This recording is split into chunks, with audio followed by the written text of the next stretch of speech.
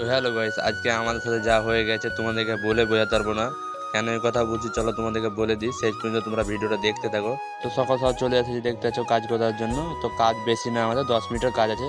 তো প্রথমে আমাদেরকে এটাই করতে হবে। তো কাজে লাগার পর দেখতে পাচ্ছ আমাদেরকে দেখতে হবে কোন গ্রেনেডটা আমাদের ডয়ারে ঠেকছে, তো ওটা চেকিং করছি আমরা। তো তারপর দেখে নেওয়ার পর মিস্ত্রিটা ঘুষতে লেগেছে, তো আমি আরও দেখছিলাম কোথায় আরও ঠেকছে। তো দেখতে পাচ্ছ আমাদের ঘষা হয়ে গেছে ভাই, 10 মিনিটের কাজের জন্য আমাদেরকে আসতে হচ্ছে সকাল সকাল। তো আমাদের এই কাজটা হয়ে গেল, তখন আমরা যাব নতুন সাইড কাজ করতে। তো চলো। তো আমাদের ইঞ্জিনিয়ার অটো বুক করে দিয়েছিল, তো আমরা এখন চলে যাচ্ছি কাজ করতে অন্য সাইড।